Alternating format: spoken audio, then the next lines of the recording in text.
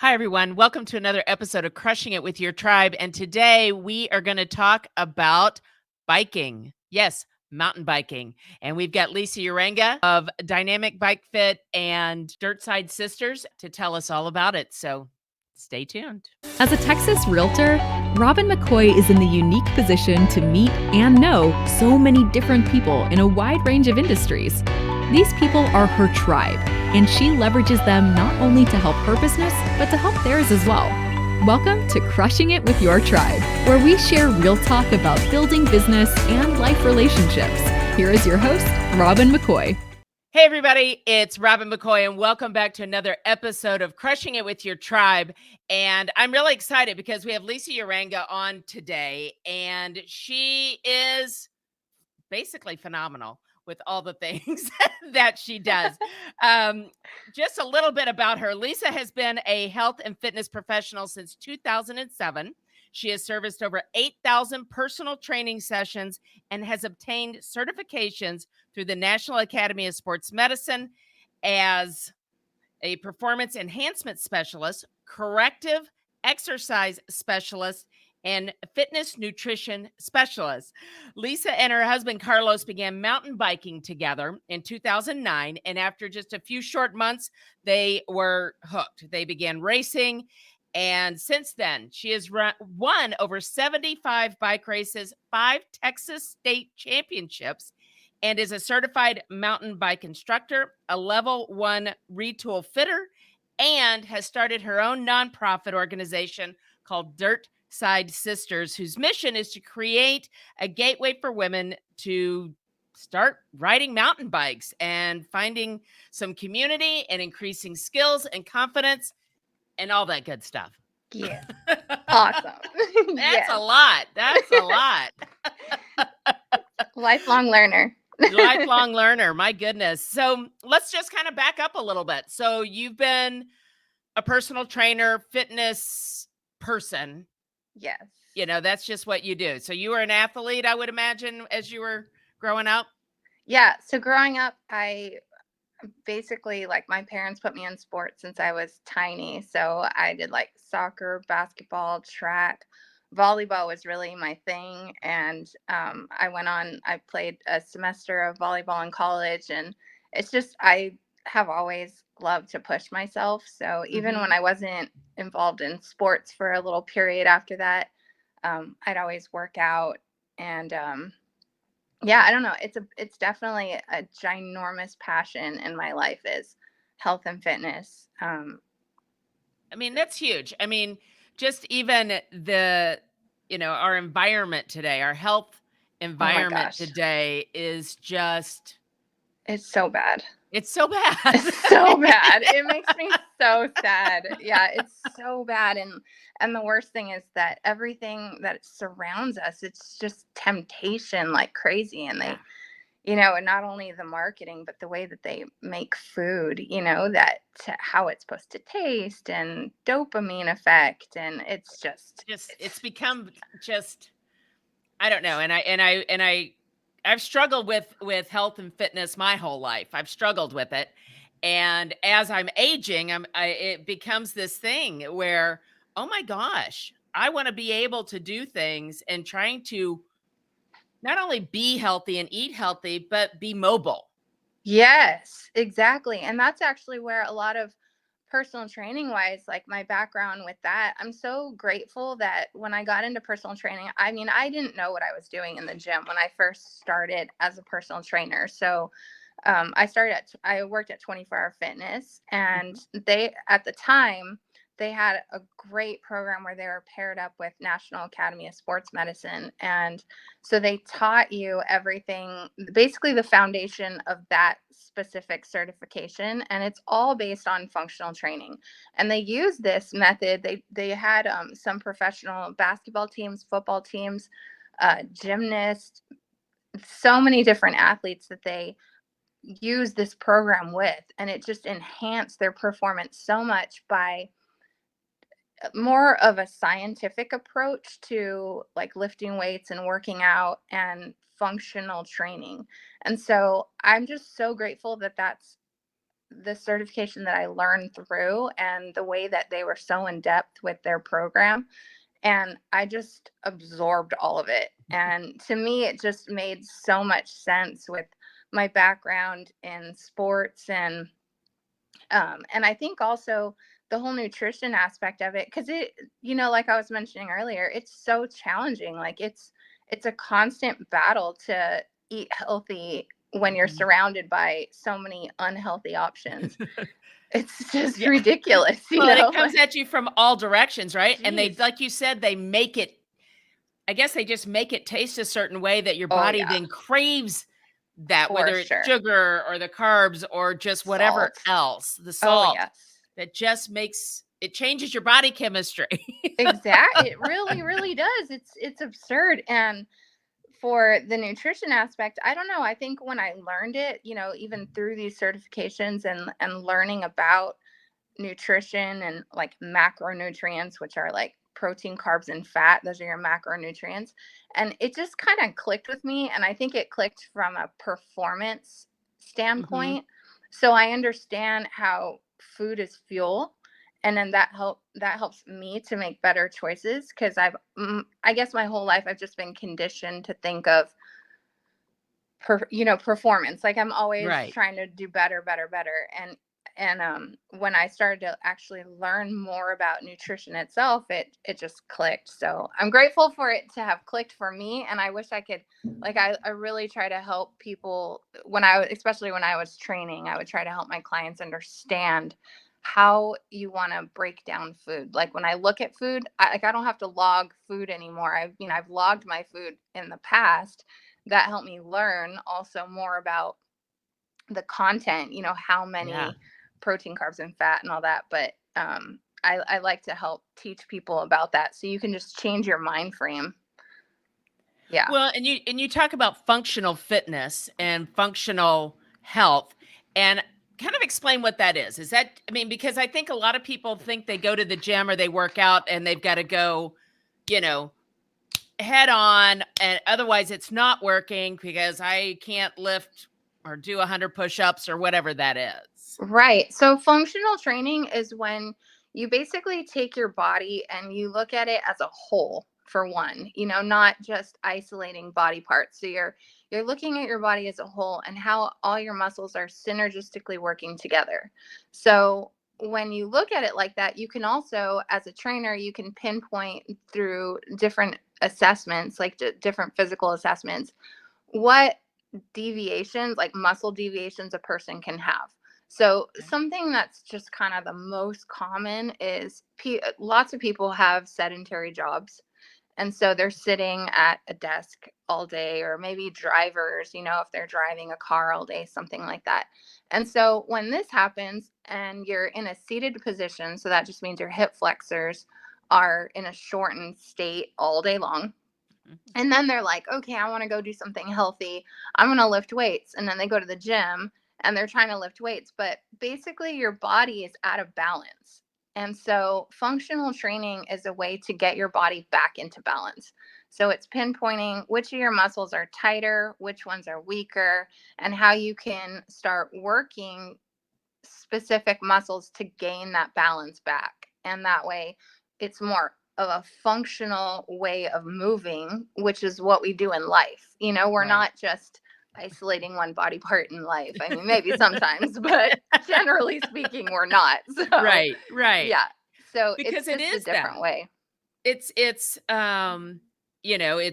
you mentioned the hips and the hip flexors. That's what keeps us walking. That's Yeah. what keeps us able to climb stairs as we get older. And it keeps us, well, straight up and down. Yeah, it's like our glutes get super underworked because we're just sitting on them all day, so they're just lazy and they're just getting sat on. So functional training would be like, okay, let's work your glutes. And it's more of starting it, they're like stepping stones of working out. So you don't just go straight to lifting heavy weights, which is a Yeah. lot of people who, especially if they used to lift weights when they were younger, they stop for a long time, they go back to the gym and that's what they knew. They feel like they have to do that again. That's where they have to start. Yeah. And that's not where they should be starting. They should be Well, starting. And people, they join a gym and they have all the best of intentions Yeah, and they wander around. I know this was me, right? And you wander around and you don't know what to do. So you get on a couple of machines and then you go get on elliptical and then you go home. exactly. Oh, I saw it for 10 years in the gym. Like, I saw That's what you, we do. like I I saw was many there. Robins. Yeah, Yes. it was me, Yes. and it wasn't until I found a program that shockingly is outside every morning at 5:30 that if you'd have told me that, 6 years ago, I would have told you out of your mind. Yeah. But it uses your body strength Mm-hmm. to build and you work everything. Yes, exactly. You're not And just going machine to machine. yeah, exactly. So you were, you're professional professional personal trainer, your help it's a lot of P's. It's a lot It's of still things. early. Yeah, it is. I like the corrective exercise specialist because I think that also sounds like, I mean, I'm guessing that's teaching people to do it right and Yeah. not hurt themselves is kind of what I'm guessing that kind of Yes. entails. So it can be like impingement, like in the shoulder. That's a good example. So, and what this is, it's like when you're really pinpointing these muscle deviations, like what I was talking about earlier. So Yeah. you're pinpointing like where is there a disconnect? Like what is overacting and what is underacting? And so what you're doing, there's some assessments you can perform, and then from there, what you basically want to do is you want to let's say the muscle that's overactive, you want it to calm down. So so we Just do relax. exactly. So that's where we'll use like a foam roller, and we try to get that muscle to calm down, and then we can go through some stretches for that muscle. So first you're going to foam roll it, and then you're going to stretch it, and then now we want to work the opposite muscle. And that way, through getting that overactive muscle to calm down, it's going to help the opposite muscle to activate better. And so there's like a Makes whole sense. program that you can go through for that. So that's what corrective exercise is. It's when you have a muscle deviation and you're really trying to get these opposing muscles to start activating again. And that way, to get your body back in balance. So I was going to say that just takes it Yeah. all the way back to getting your body in balance and not just, not just running or not just lifting weights or not just doing whatever it is that your body needs all of it. Yeah. So, I mean, a lot of times, you see a lot of people with, it's called protracted shoulders, where their shoulders are like forward, they're rotated forward. And that's really common also. Think of if you're on a computer or something, your shoulders are pretty rotated forward. You have to think about pulling your shoulders Yeah. back if you're Yeah. sitting up. And if you have a desk job, that's a lot of thinking. You're thinking about what you're doing on the computer, and then you're thinking Exactly. about your body Oh, being my straight. posture. Am I this? Am I Yeah, that? Yeah. exactly. And it's hard to overcome that. So that's a big one. So that can, that carries over like into cycling. So like if someone has protracted shoulders, and that means that their shoulders rolled forward, they have tight chest muscles, tight lats on the sides, all that rolls their shoulders forward, and that blocks off your breathing. So it doesn't allow your chest to really open up, and it can change the position on the bike. And this is also where bike fitting, is very important for people, because these things, like, these are the things that, I mean, I was used to pinpointing in the gym, Right. because that's how you create a program. You develop a program based off of people's muscle deviations and muscle imbalances, and then you work on trying to strengthen, to get them back in balance. And so here in the fit studio, we do an off bike assessment before we even get on the bike. And I mean, these are things I just like, I mean, I'm taking notes like crazy and just pinpointing how is this person's body moving, and what are they able to do? Like, what's their range of motion without even, like, I'm not trying to see how far they can stretch. I'm just trying to see what's their range of motion before it's too much, because that's what's going to take place on the bike. And so that's where on a bike fit, we want to match the bike to your body. So if you Okay. don't have a lot of range of motion, let's say you have tight hamstrings, tight hip flexors, tight chest muscles, like all these things that can be caused from a desk job. And Mm-hmm. then you also want to ride your bike and maybe you want to race and you're like, oh, I want to be super aggressive on the bike, but your body just won't go in that position. Yeah. You're Yeah. not going to be efficient. You're going to be hurting.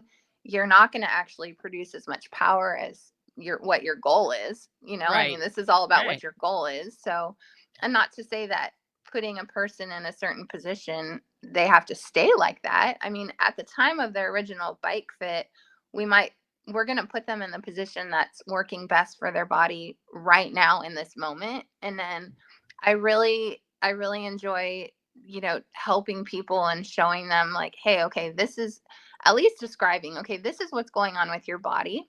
And this is what I saw today. And then what you can do is you can work on these things outside of your bike fit and maybe come back in 6 months after, you've made some gains on your range Yeah. of motion and strength and all that. And then let's tweak it and let's keep tweaking it from there. Well, and let's talk about how you got into biking, because when we had spoken before, you were a runner. Yes. Yeah. And then Yeah. that wasn't I think as you termed it, you said your husband says you're a bit of a lemon. I'm a total lemon. I am such a lemon. Yes. Like my body's a disaster. And that's why I love helping other people with their bodies. Because I'm like, I understand. I get it. Yeah. I totally get it. Yes. Yes. So I have a leg length difference that, I mean, everyone pretty much has some sort of leg length difference, but like I have a leg length difference. Like it's One leg legit. is in fact longer than the other. It is, in fact, structurally one is longer than the other. Yes. Yes. And so we used to run, and I could not run anymore, like no matter what I did.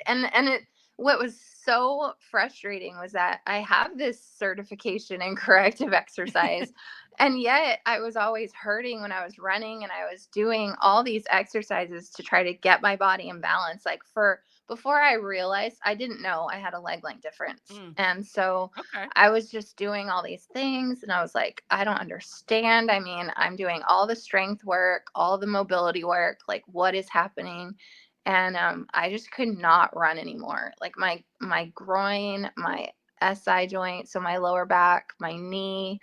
I mean, I was just in so much pain. And we were actually at White Rock running, and I couldn't. I was like limping, and I started crying, and my husband was like, let's just get bikes. Let's get bikes. And he used to do spin class sometimes, and so we had mountain bike shoes because that's what you use on a spin bike. Okay. So we went to a bike shop. We didn't know anything about bikes. Like, So you knew zero about bikes at this point. zero. Like, Okay. Like you zero. rode one when you were a kid and you've been on a spin bike, but other than that, that's about all you knew. I mean, and as a kid, like I'm from El Paso, and I mean, there are mountains, but if you're not on the mountain, it's just flat. So it's like you're either flat or on the mountain. Okay. So where I lived, it was flat. And so I rode like on my block just from like one stop sign to the other. Like that's all I was allowed to do was like on my street. I had a 10 speed, but it's flat. So I didn't know how the gears worked. I just knew they made a lot of noise, and it sounded like I was breaking my bike every time I touched them. So I was like, I don't know what that is. I'm not touching those. Yeah. Exactly. Yeah. So it had been, holy cow, it had probably been like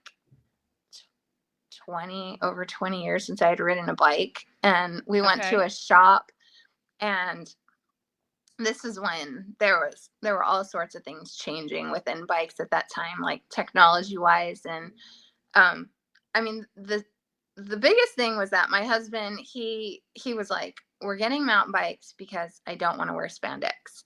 He's like, I'm not wearing spandex, which is hilarious because we wear spandex all the time now. Like, I didn't realize that there was a type like of a bike dress code. a dress code, and you had to wear spandex. Because I don't want to wear spandex either. I'm kind of on his side with that. Who knew? Yeah. Who knew? Yeah. Yeah. So he was like, I am not wearing spandex. And so I was just like, I mean, I didn't know anything about anything. So I was No, just like, that's fine. sure. We didn't even know mountain bike trails existed. Like we purely got mountain bikes to not wear spandex and because he had mountain bike shoes. Like those were the two reasons. Hey, you know what? Things happen for a reason, right? And it Yeah. all happens for a reason. Yeah. And it was so funny because we got these bikes and so we got these mountain bikes and we used to also run at River Legacy in Arlington on the paved path. And so we were like, oh, we have bikes, so let's take them to River Legacy. And so we would ride the paved path, up and down. And then I was trying to run again. And so I realized like if I rode the bike first and then I ran, that it was better. So I don't know what we would do. We would like take one bike instead of taking two. And then he would ride behind me while I would run or something like that. Like we'd flip flop. Yeah. And then Carlos, my husband, he wanted to get aero bars on his bike. And aero bars are like a triathlon bike because he has shoulder problems. So he was a bull rider. So he used to ride bulls for like 15 years. Oh my gosh. Yeah. Thank God that was before I met him. And I only say that because I could not watch him do that. Like that's awful. Yeah. Like to see someone, get stomped around and all. I couldn't see him being hurt. Right. Yeah. But he has some freaking awesome pictures from that. And so he has a lot of injuries. And so we weren't even, like I said, we didn't know mountain bike trails existed. So we're riding these mountain bikes on pavement. And he was like, it just seems like it would be so comfortable to be like down with your arms. Like you have your forearm is like on a pad. Yeah. That's what aero bars are. So we go to the bike shop and he goes, hey, I want aero bars to put on my bike. And they were like, what? No. You can't do that. Do that? Yeah.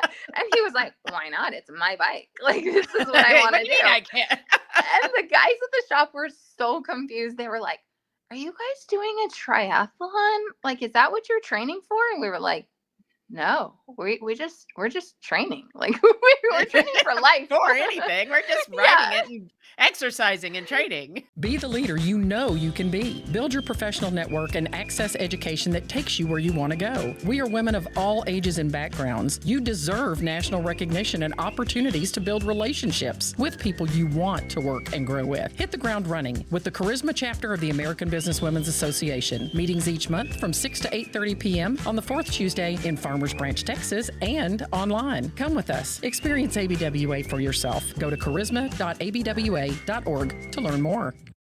Are you guys doing a triathlon? Like, is that what you're training for? And we were like, no, we're just training. Like we're training for life or anything. We're just riding it and exercising and training. Yeah. And so they were so confused. It was hilarious. But he did not put aero bars on his mountain bike. And we shortly after realized there was actually a mountain bike trail in the same park.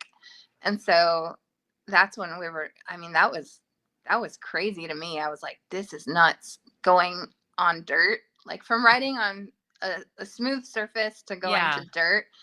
I was awful. Like I was so awful. I crashed all the time on nothing. On like a flat corner, I would just crash. Yeah. So I mean, I think this may not sound great for you, but it sounds very encouraging, maybe for people that, that even somebody that's in good physical condition, somebody that understands all of this, tries something new, is not good at it. Yeah. Crashes, has to learn, that it's not, everything's a learning curve. There's a learning curve for everything.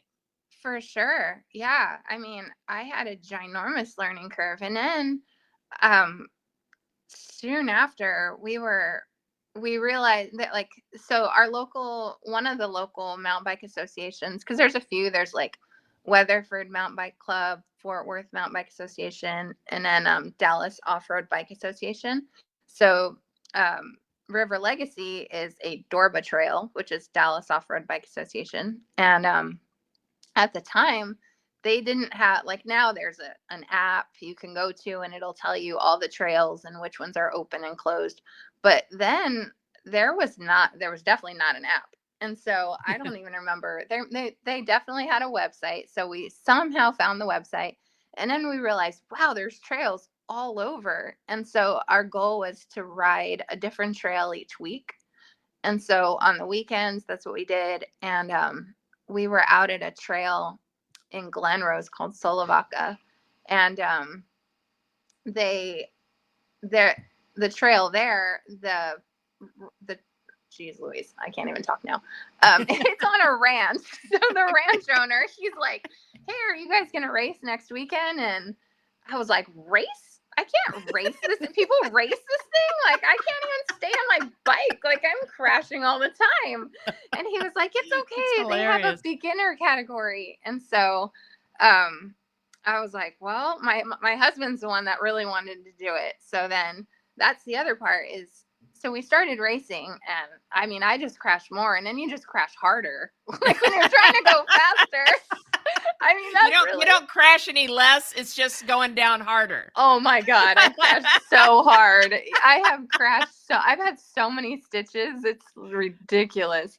Yes. And my clients at the gym, I'd come back after a weekend of racing and I'm banged up like crazy. And they're just like, why do you do this?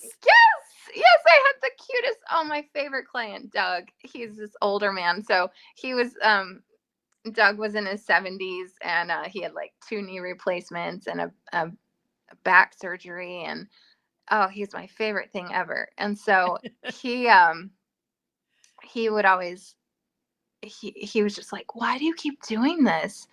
And I was like, Doug, you see this scar on my leg? Like I have a scar on my leg. I was like, you see this scar? And he's like, yeah. I said, I got that throwing the trash out because there was glass in the bag. And I was like, that's not a very good story. I like these stories a lot more than that story. So. See, the one on the other leg is because I crashed really hard going really fast around the curve. Exactly. That's a better story. Exactly. I love it. Yes. So how did this all evolve to the point where you are crashing all the time, and now you've got a nonprofit that is all about teaching women how to do this? So, you actually nailed it earlier. So when you were describing you going to the gym, you go to the gym, you get on a bunch of machines, like you go machine, elliptical, okay, bye. And you just do what you know. And also the other part is that it's because I relate at the time of I related a lot of this to the gym because that's where I was still at the moment. And I always felt like the gym was a really intimidating place to go. Like you feel like people are watching you. You're like, am I doing this right? Are they body shaming me? Like all these different things. Yeah. And with mountain biking, so first of all, being on the trails, being at races, there just weren't that many women at all. I mean, I never rode with women. Until I started Dirt Side Sisters, I never rode with women. Like I only rode with men. And it's just all I knew. And thankfully I had my husband who is amazing, and not that other husbands are not amazing, but mine's extra amazing. And he was just so patient with me when we started, we also started riding mountain bikes together. So he was just so patient with me. And I mean, he did not understand why I was crashing so much, but whenever he was in front of me, we would do these funny calls. I don't even remember what it was. It was like a funny noise he would make, and just to let me know something tricky was coming up on the trail. So I'd be aware of it. And if there was ever anything that he thought I might not be able to ride it, he would always stop and he wouldn't let me do it. We would just walk it. And so with, the gym and then with mountain biking, it's like, what woman, I mean, there are women who do this, but there's not a lot. I mean, it's not very encouraging to say, hey, let me try mountain biking, something I don't know how to do. And let me go to the woods by myself as a woman and just go try to figure out this trail or figure out what I'm doing. So to me, it was just really intimidating. And I already didn't see that many women doing it. So I really wanted to find a way to like break down any barriers that could be there, because it was such a positive thing for me to ride mountain bikes. And it's just, there's so much that you get out of it. And it's even, you have to focus, because if you you crash. don't focus, you're gonna, exactly, you're gonna go into a tree or something. Yeah, exactly. So I mean, it's like therapy, you know, if you have something going on in your life, you can't be thinking about it while you're on the trail. Yeah. I mean, it's nearly impossible. Yeah. And I really wanted to get more women riding. And at the time, Plano Cycling and Fitness, they're closed now. They closed their shop about 4 or 5 years ago. But they were my shop that supported me. And I wanted to do something back for them, because I had gotten my pro license to race mountain bikes pretty short after I started racing. I just started doing a lot better, and I got my pro license, and that was a big challenge that I gave myself to try to even race at that level. And they were just so supportive. So I decided to do like a nutrition, and kind of, actually it was like a fitness / nutrition clinic for women. And I did that over there at the shop. So that was kind of like one of my first stepping stones to doing what I do now with Dirt Side Sisters. And then later on, there was another woman who, she had reached out to me. She had written a book that was about how mountain biking is very similar to life. Like the challenges that you face on the trail are so similar to challenges in life. And so she asked if I would do like a skills clinic for women. And I mean, I agreed, because it's something I wanted to do, but I will admit, like, I had no idea how to teach. Like, I was still crashing. So you're winning all these races, and yet you're still crashing. Oh yeah, so for sure. It is like life, right? You can be at the top of your game and still crash. Absolutely. Anytime. And that's where it's like, I always feel like you have to have so much respect for mountain biking. Like, you can't ever forget that, because you could be the best rider, and there could be, I had a tree, I came around a corner and there was a fallen tree, and I could not go around it, and trees don't move. So No, they do it not. went straight into my leg and like gouged my leg. Yes, you could see every layer of my skin. Yeah, it's crazy. But all I'm saying is that accidents happen, you know, and I'm not the best in the world. Like, there are like the best in the world. They're still going to crash. Like, anything can happen. So I think mountain biking also keeps you very humble, because you know that it can happen, and you do the best you can, obviously. Like, nobody likes to crash, knock on wood, but I haven't really crashed in a while. But I mean, but it can happen. So I don't ever go out riding feeling like I'm all that, you know. I'm like, no, because that tree could have fallen last night. You could have been there yesterday, and that tree around the curve showed up overnight. Exactly. Right? It could fall like 5 minutes before you got there. A stick can jump up and like go into your derailleur, like into your bike, and it could stop you like in an instant. Like, random thing. It's very random. Yeah. I mean, it's not always like that, but I'm just saying, it happens. Yeah. And so you were going to teach this clinic.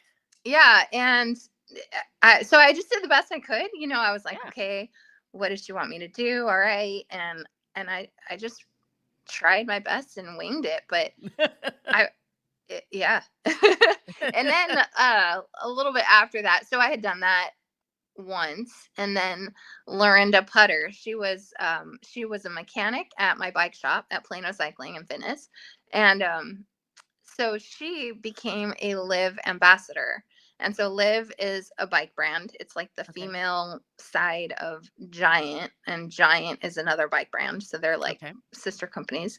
And Liv started this whole ambassador program, and she became an ambassador, and they have to do a certain amount of events every year.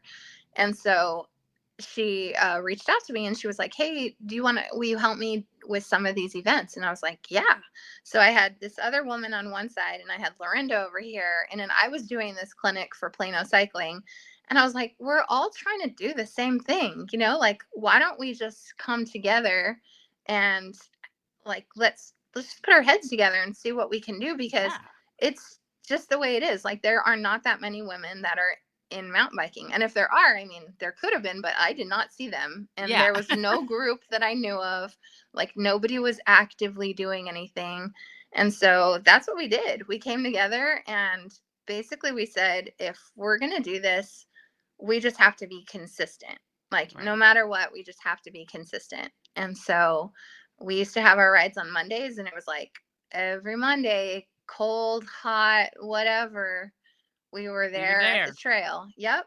And then it just started growing, and we had a ton of women that would come out, and it was freaking awesome. It was so cool.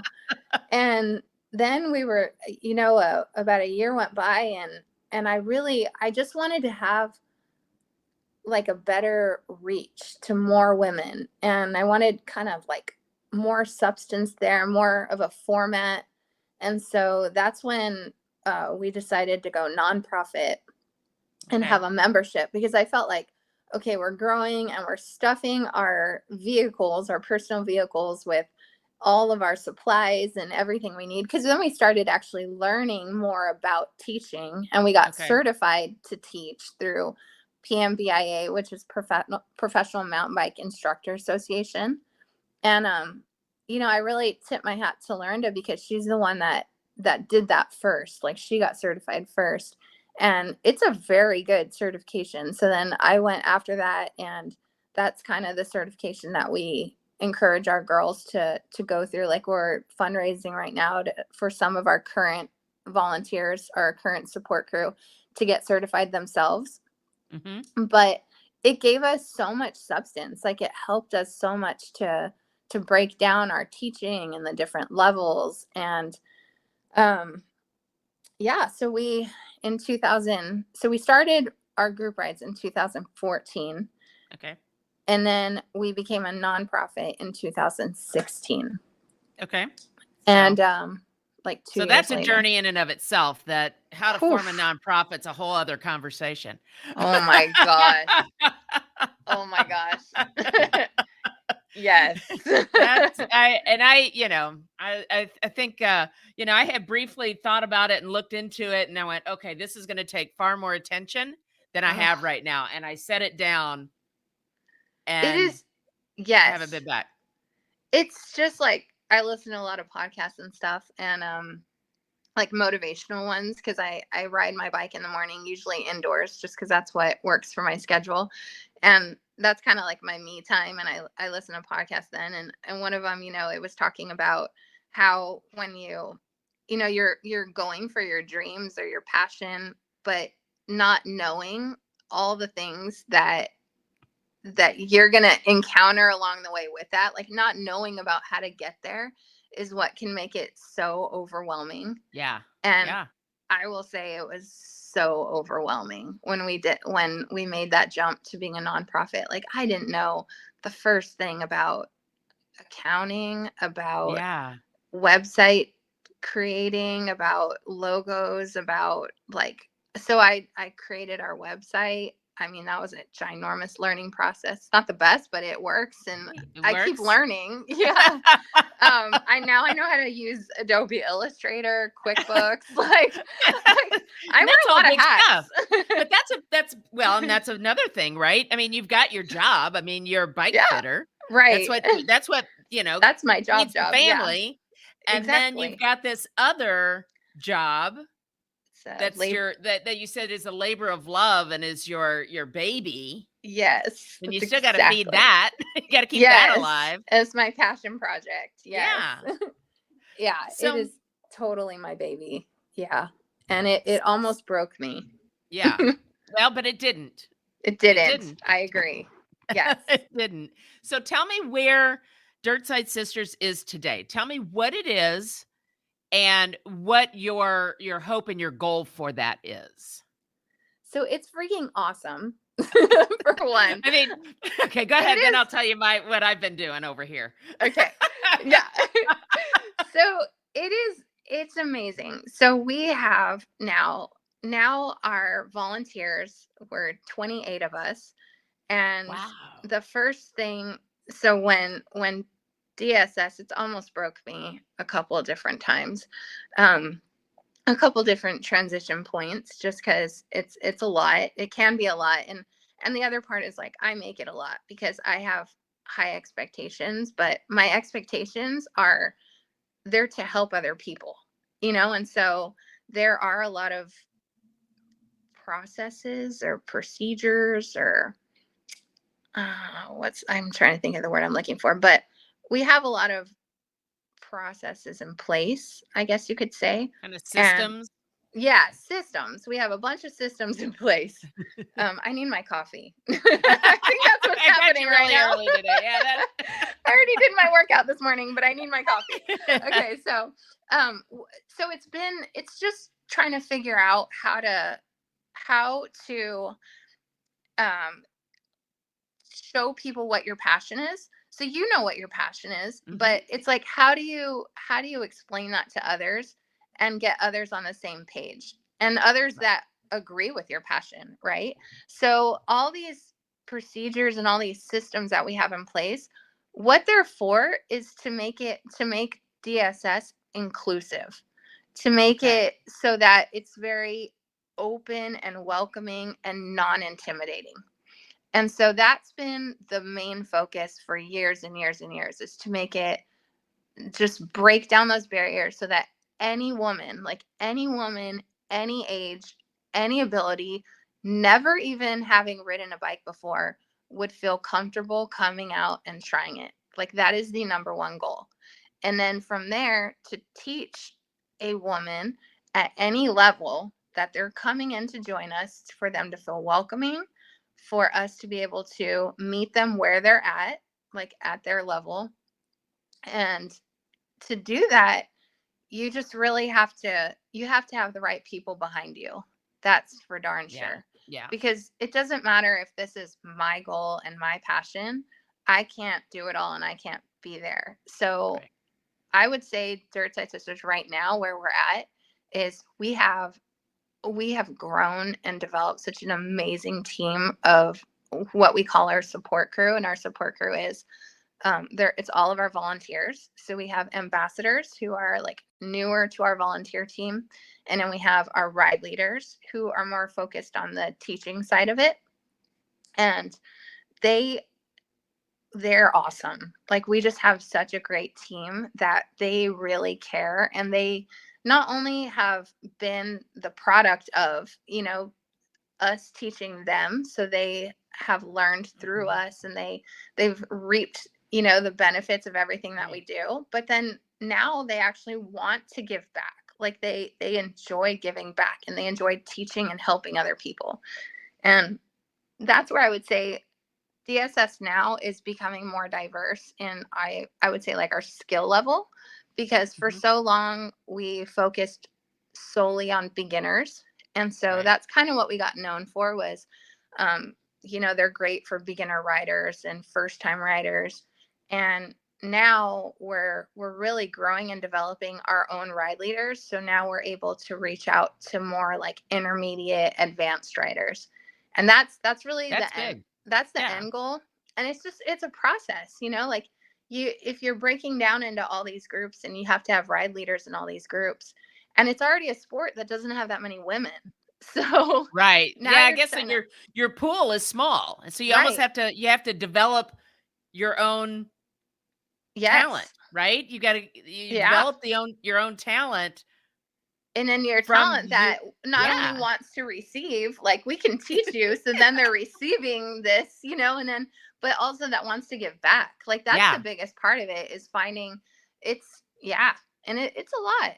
It's a lot of work, but it's so fun. I mean, I can honestly say that I've made so many friends in DSS that I never rode with women. And this community that we've created together, it's freaking awesome. Like, it's It's so Women are good. really good at building community. As much as people want to say women are this or that, we are really good at forming community around like-minded things, Yes. right? Yeah. And taking so, for we've talked before. We won't talk about when. But after our conversation, and I went home and I told my husband, I said, I think I'm going to try mountain biking. Yes. And he goes, that's really hard. And I went, he No. goes, I'm not doing that. And I went, well, I didn't ask you. First of all, I didn't recall asking you to come with me. And then I called a girlfriend and I said, do you want to try this with me? She's like, yeah, no, not at all. And I'm like, That's the thing. They get so scared. they get scared. And so it's like, okay, so I'm going to ask Lisa because I know, there's people like me. I'm edging on 60. Yeah. I'm a little chubby. Yeah. And, I haven't ridden a bike of any substance in years, Yeah. much less out on a trail. So the woman who is me, Yes. Yes. Yes. are, Yes. what do you say to me? Oh my God. Yes. So this is I'll just explain our program and then you Okay. can decide. But this is my take on it, and I'm just gonna break it down. So you don't have a bike, and we have a bike that you can borrow for free. So Okay. we do have a membership now, and like since COVID started, we did go to members only for our rides because this used to all be free to do. But it's not so much about the cost to us; it's more about our waivers online. We just have different processes, right? Sure. And it makes it more organized. But basically, we have a bike you can borrow for free, and we'll have it ready for you when you show up to the ride. And so since you're new to our organization, we have what's called new member orientation, and we started this a few years ago, and we found that it was super beneficial for anyone at any level, just to get them on the same page of how our group rides work, and for us to have the opportunity to go over some things that are very basic. But even riders who have been riding for 20 years, let's say, maybe they still don't wear their helmet properly, where it's Right. on safely and stuff like that. And those are hard things to tell someone that's been riding 20 years. So I'd imagine. yeah. And so this is just a way for us to go through.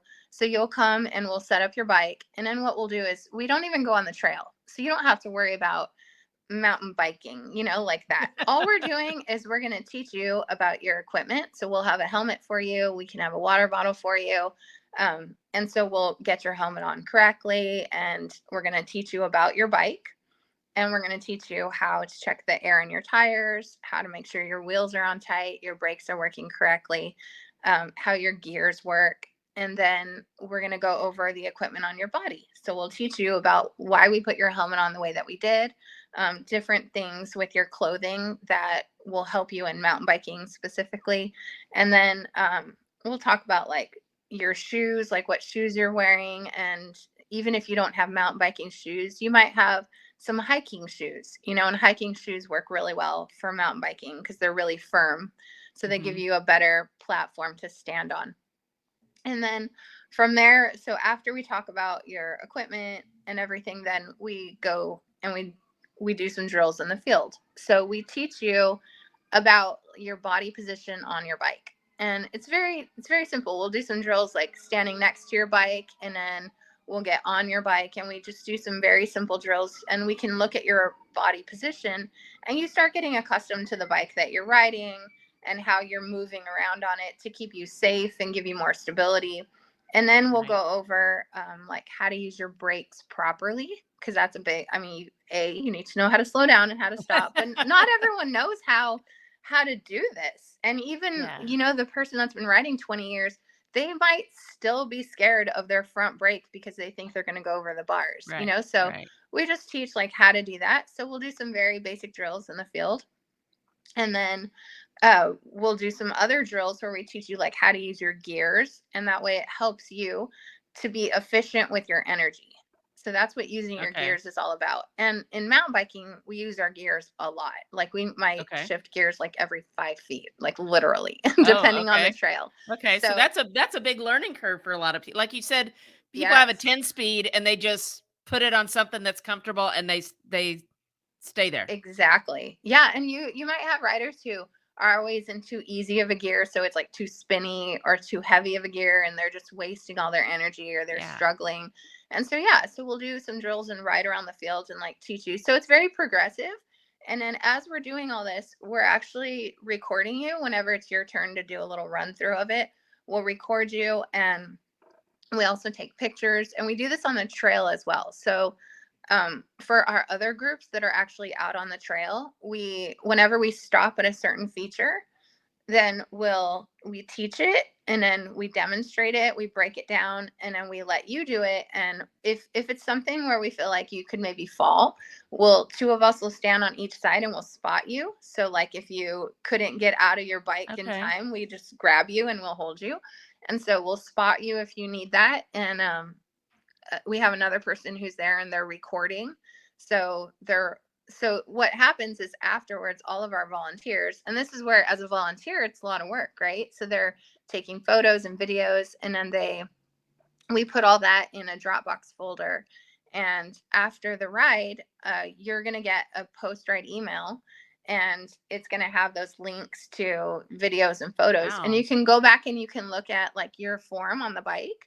And you can also look at the other ladies in the group and see how their form was, and you can compare, like, how does my body position look versus theirs. So it's an awesome teaching tool.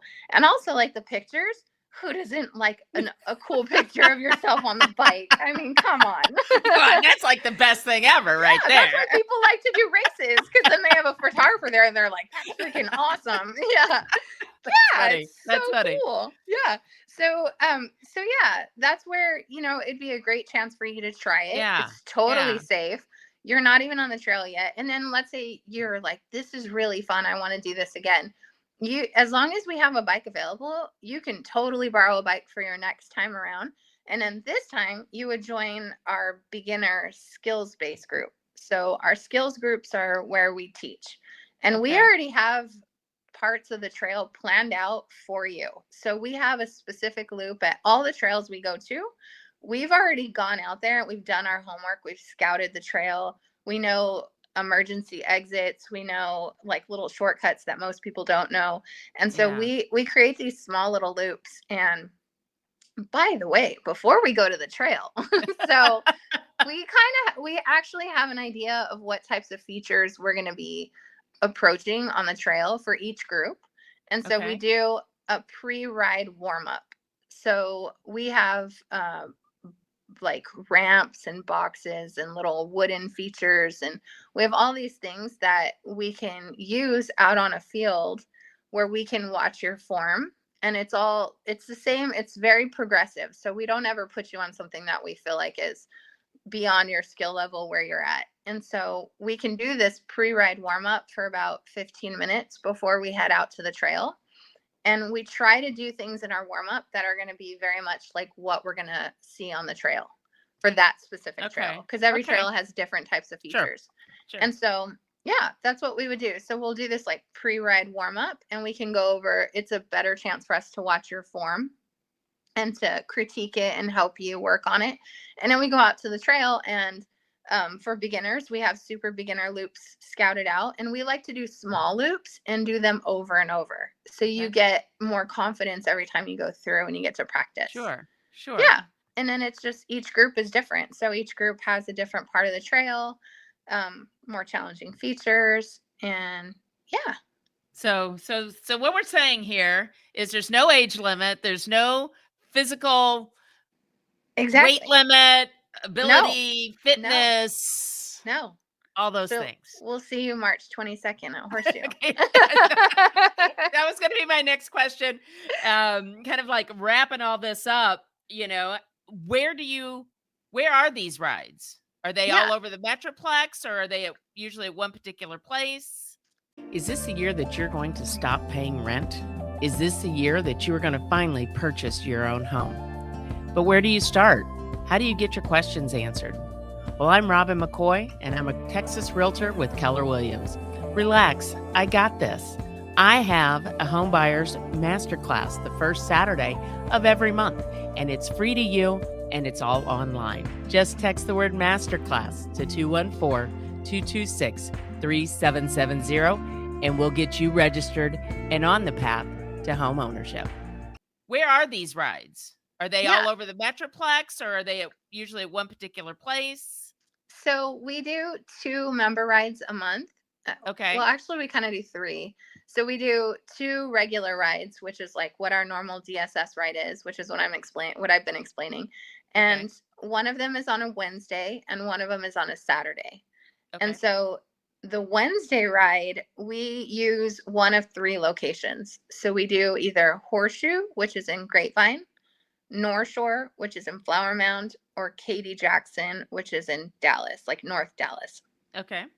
And so every month we basically rotate between those trails, and Horseshoe and North Shore are very good. Like after it rains, they drain really well. They have a decent amount of sand, so it just soaks it up the rain really well. So for that reason, they're super versatile. So those are usually like our backup locations. And then our Saturday rides, we try to go somewhere a little bit farther that's harder to get to on a weeknight. Sure. And so there's places like in Fort Worth, there's Gateway Park. We were just at Parks of Aledo, which is in Aledo, like out by Weatherford. And then we hopefully can get to Big Cedar this year. We tried to do it last year. That's in Cedar Hill. In April, we're aiming to do a Bluebonnet ride at Cedar Hill State Park because it's gorgeous that time of year. Yeah, and we'll stop and take pictures and stuff. And we just kind of go all over Irwin Park and McKinney. So the Saturday location changes. And I mean, we're still at the mercy of Mother Nature, so sometimes we have to switch it up, but yeah, that's what we do. All right. So I can't use geography on those Wednesday night ones because that's all right by where I live. So I can't use geography as an excuse. No, Robin, you don't have any excuses. I have none. I have broken down your I'm barriers. totally intrigued by it. I am very much intrigued by it. You know, you say you're a lemon. I'm a bit of a lemon too. I've got, foot and knee issues that are just, they just are. Yeah. So, trying to find something that maybe doesn't put all the pressure on those things.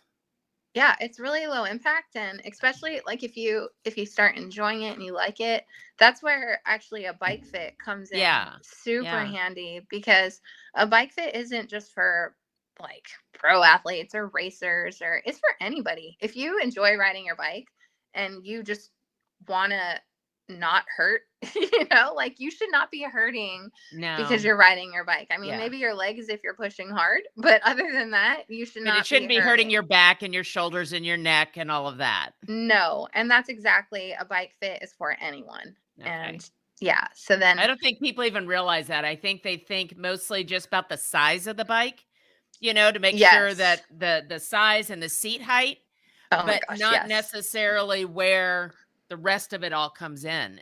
Right. And the size thing drives me nuts because it doesn't actually work like that. Everyone thinks it does. Like, how tall are you? Oh, you should be on this size bike. Yeah. It does not. It does not work like that. No. So let me, I mean, I know I've kept you for like an hour. I love talking to you about this. So so does a person, when we're talking about bike fitting, so whether it's mountain biking or street biking or whatever you're doing, do they come to you to find out what size bike they need, or do they buy a bike and bring it to you? Yeah. So actually, yeah. Well, it depends what they knew before they bought the bike. And so a lot of times it's not their fault. Sometimes it is. Sometimes people are stubborn, but sometimes it's not their fault because they just didn't know. Right. But we actually have an adjustable bike. So if you were going to buy a bike, the best thing to do is do a bike fit first. Okay. And what we do is, I mean, we definitely take into account what your preferences are, what type of riding you want to do. So we're going to try to find a bike that works with what your goals are. And we go through the same process. So we do an off bike assessment where We're going over your range of motion, your core strength, your upper body strength, look for any limitations. And then we get onto this adjustable bike. It's called a move bike. And it's so awesome. We can change everything on this bike in an instant. So as you're pedaling, you don't even have to get off the bike. And I can just rotate some knobs, and all of a sudden your saddle's higher, lower, forward, Oh, wow. back, your Yeah. bars come up, down. And it's all about the data, like looking at the data on my end and all the angles and the numbers, and then how you feel. So it's rider feedback. So when those two things match, then we're good. So as long as the data's good, you're feeling good, then we'll finish our fit there. We'll digitally measure this out. And when we measure it, then we have all the specs for a bike. Like we'll start doing our research, calculating some numbers, look at the bike you were originally interested in, and say, hey, yeah, that actually is a great fit. We'll need to do this and this and this. Or we might end up saying, okay, that bike doesn't really work very well for your body. So we need to start looking at these types of bikes. And that way you're not ending up in the position where you buy the wrong bike, because that is the worst, like buying the wrong bike, coming in to do a fit because you weren't comfortable on it, you were hurting, and then it turning out like that's just not the right bike for you. Yeah. So there's a lot to all of this that, I think sometimes we think because we rode a bike when we were kids, so we know how to do it. And I'm not competing, so I'm just having fun. So it's all fine. Yeah. Like I'm just a casual rider. Yeah. Yeah. I ride on Saturdays in the park, so it's not that big a deal, but it is a big deal. It totally Just like can everything. be. Can be a big deal. Yes, it definitely, because you could hurt yourself. I mean, it's a Yeah. super repetitive motion. So, and especially, what we were talking about earlier, like if you're a person that has a sedentary job and you already have tight hip flexors, tight hamstrings, tight chest muscles, and you get on a bike, those are all the things you use on the bike. So it's just going to make it worse. Yeah. Especially if your position is not great, you know? Yeah. Yeah. Well, because everybody, I've got very long arms and I've got very long legs. Me So too. I'm like kind of freak. My husband says I have freakishly long arms, and they are, but Yeah. they come in handy. Yeah. But yet when I get on a bike or something, I'm either because my arms are so long. Right. But your torso is also short. Yes. So, yes. yeah.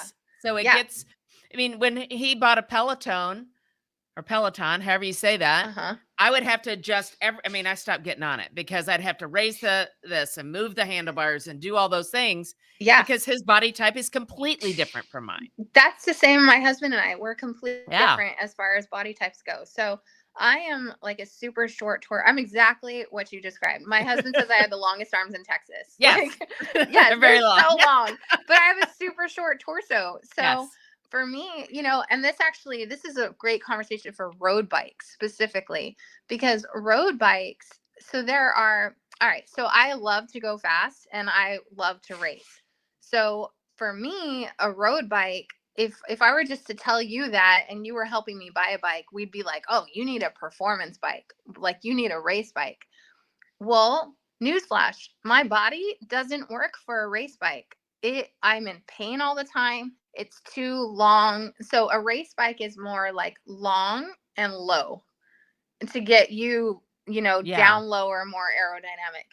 Well, the aerodynamic part, that's fine. But my torso is so short and my legs are so long that by the time I get my saddle height as high as it needs to be, then either the bars are too far away from me, no matter what I do to adjust it with different components, or it's too low because my saddle is so high. So high. And so I didn't know that. So for all these years, I've been riding a performance bike and trying to tweak it and move it and get the bars up as high as I could. And it doesn't mean I was not in a aerodynamic position. It's just, that's my body and those are my proportions. So I finally did a move fit, what I was just describing. Duh. So I finally did a move because I didn't know before. Yeah. And before I was a fitter, I didn't know that was a thing. And that's what I'm saying. Like, it's not everyone's fault. So I finally did a move fit. And the cool thing about a move fit is it's like a blind fit. Like you don't know where you land until you're done. And so when we were done and we measured it out, I landed perfectly with, it's an endurance frame. So it's like shorter on the top, like the top tube, and it's higher up in the front. But it gets me in an aerodynamic position Yeah. that I can sustain, and it doesn't kill my neck and my back. And I feel the best I've ever felt. I Wow. swear, this bike, I tell my husband, I'm like, this bike turned me into a roadie. It's a Harley Altum, and it's my favorite bike in the whole wide world. And I love Because it it so fits much. you. I'm so comfortable. Yes. Yeah. That's So, a hard thing to I explain to think that's people. just huge. Yeah, I think that's kind of the almost the mic drop moment of this is that you need, if you are going to use this as a form of fun or exercise or whatever, make sure it's just like shoes, make sure they fit. Yes. Make sure they Yes. fit. Yes. So, Absolutely. It's so important. And so it will important. just make you're trying to do it because you want to have fun or be healthy, whatever your reason is. Yeah. You have a reason you're trying to do it, and it's usually a positive one. So Yeah. if Yes. you get fit, you're going to want to do it more. Yes. And And you it's don't want, awesome. and I think sometimes we all get so accustomed to, well, sometimes my back hurts, and you just get Right. used to that because it's not crippling, Right. but it Yeah. shouldn't hurt either.